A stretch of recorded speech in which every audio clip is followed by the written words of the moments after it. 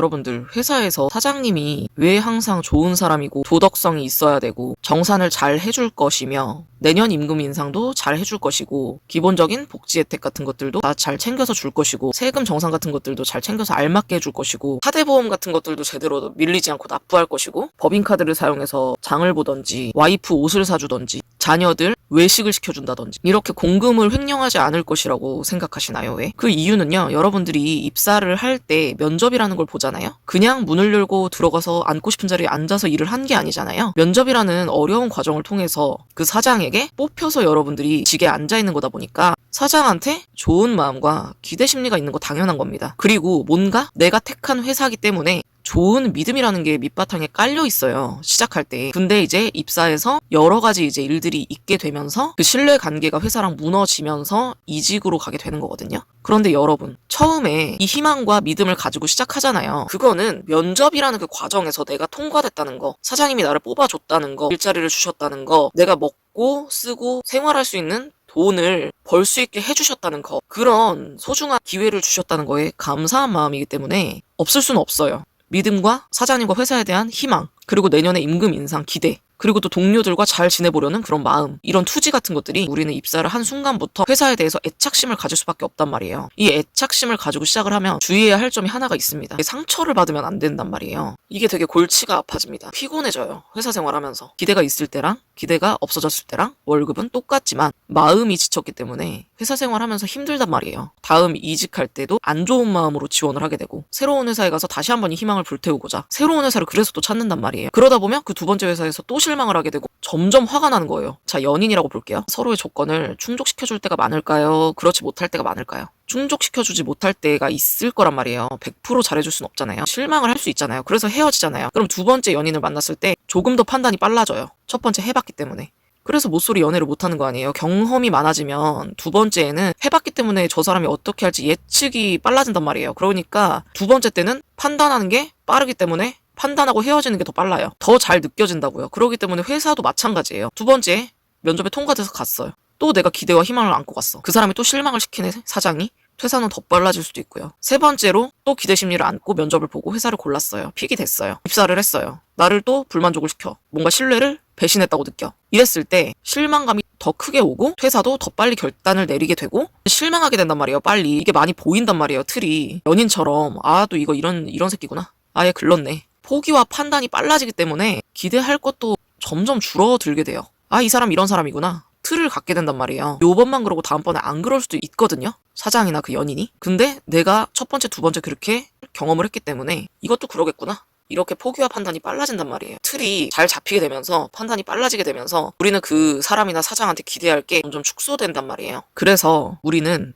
이거 하나를 꼭 가져야 됩니다. 처음에 희망과 기대를 가지고 좋게 생각하고 막 의지를 불살르고 이러는 거는 우리가 그 수많은 면접을 보면서 회사를 택하면서 한두 달이라는 면접의 시간이 흘러가잖아요. 보통. 다 그런 건 아니겠지만 첫 번째 면접 보고 탁 갖다 붙고 하루 만에 저도 입사한 적이 있습니다. 근데 어쨌든 대략적으로 한두 달 정도 이렇게 걸린다고 보면 서치를 해서 면접을 힘들게 보고 막 지하철 타고 여기저기 다니면서 지하철 타고 면접 보러 다니는 것도 하루 다 날라가요. 회사는 면접자를 몇십 명씩 몇 날 동안 보면서 왔다 갔다 하는 면접비도 안 주잖아요. 쉽게 생각하고 자기들 20분, 10분 동안 물어보고 끝이고 구직자는 그렇지 않거든요. 하루가 날라가요. 한 회사에. 반나절 이상 날라가요. 밥도 사 먹어야 되고 교통비 이것저것 다 들고 하면 하루에 몇만 원씩 쓰면서 그렇게 돌아다니면서 열 몇 군데 면접 보고 지원 한 데는 또 50군데 넘고 이런 생활을 하면서 한두 달이 지나가면 똥줄이 탄단 말이에요. 생활비 없이 한두 달이 지나가잖아요. 그것까지 밑바닥에 깔려있는 상태에서 면접비도 못 받고 그 하루하루마다 면접 비용이 나간단 말이에요. 이런 상황에서 뽑아주면 얼마나 구원자 같은 줄 여러분들도 아시죠? 저도 압니다. 그렇기 때문에 그 회사의 기대와 희망으로 갖고 다니게 되는데요. 이랬을 때 직장인들, 알바하는 분들 입장에서는 마음이 상당히 다칠 위험이 많아져요.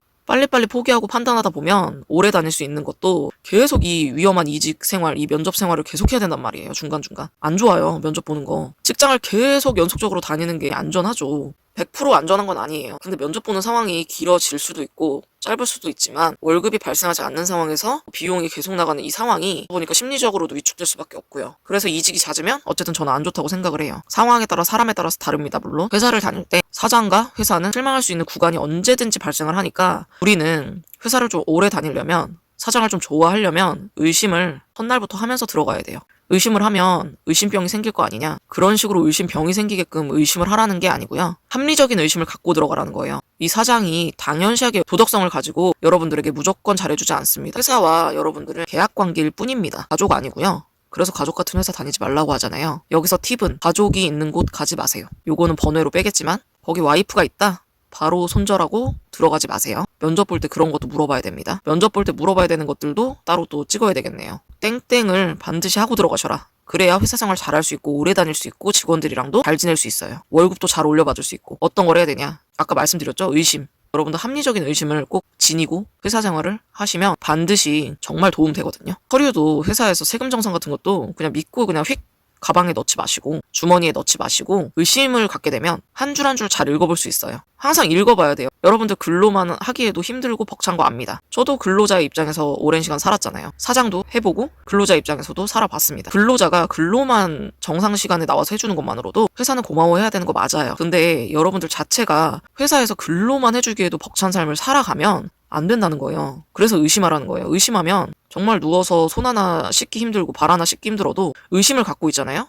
습관적으로 합리적 의심을 갖는 사람이라면 머릿속으로 생각할 수 있잖아요. 아까 전에 세금 정산 서류 받았는데 그 직원분이 틀렸을 수도 있으니까 사람이니까 좋은 마음으로 일단 의심을 하셔라. 회사에 의심을 가지셔야 됩니다. 의심을 갖지 않고 있다가 그걸 당하면 화가 더 나요. 왜 그들이 다 잘해줄 거라고 생각해요? 그 부작용이 뭐냐면 의심하지 않아서 더 커진다는 거예요. 의심을 하고 당했으면 예상하고 있었기 때문에 상처받지 않는다는 거예요. 상처. 의심하고 있으면 상처를 덜 받아요. 여러분들이 은퇴로 가는 그 지름길이 의심하지 않아서예요. 의심하지 않고 있다가 방어 없다가 방패 없이 창에 찔리면 상처가 더 커요.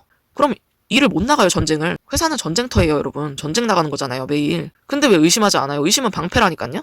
의심은 방패예요, 여러분. 방패가 있으면 창이 좀 들어올 수 있어요. 활이 들어올 수 있어요. 좀 찔릴 수 있어요. 베일 수 있어요. 근데 덜 죽는다니까요. 은퇴로 가지 않게 여러분들을 막아줄 수 있는 좋은 아이템이 바로 방패예요. 의심을 반드시 해야 돼요. 합리적으로. 사장님을 좋아하지 말라는 게 아니에요. 좋아해야 돼요. 좋아해야 다닐 수 있죠. 회사를 좋아하고 사장님을 좋아하고 동료를 좋아해야 돼요. 기본적으로. 의심하는 거는 예측이 돼요. 예측.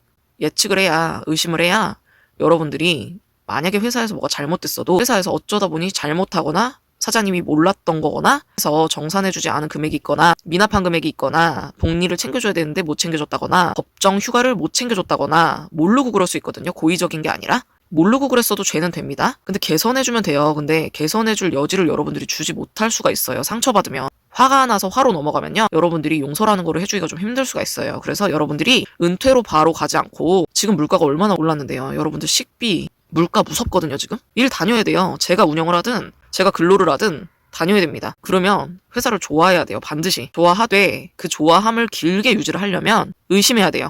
예측. 좋은 의심을 하라는 거예요. 합리적인 의심. 영상 길어지니까 여기까지만 찍겠습니다. 여러분들의 그 바쁜 일상 속에서 손해보지 않고 피해 입지 않고 회사에서 상처받지 않을 수 있도록 좋은 영상을 정말 바쁜 생활 속에서 누구보다도 더 잘 요약된 돈 되는 정보들을 여러분들이 가져가실 수 있게 영상을 많이 올리고 있으니까요. 화면을 2번 톡톡 빠르게 치시면 무료로 받아보실 수가 있습니다. 무료입니다. 무료. 따봉 표시 있죠? 좋아요 눌러주시면 좋고요. 친구한테 공유해 주셔도 좋고요. 알림 설정 눌러주시면 제가 올릴 때마다 알림이 가고요. 더 자주 받아보시고 싶으시다면 화면을 2번 빠르게 톡톡 눌러주시면 자주 만나보실 수 있으니까요. 그렇게 해주시면 되겠습니다. 영상 봐주셔서 항상 감사드리고요. 여러분들의 좋은 회사 생활을 응원하도록 하겠습니다. 여러분들 오늘도 좋은 하루 되시길 바랍니다. 감사합니다.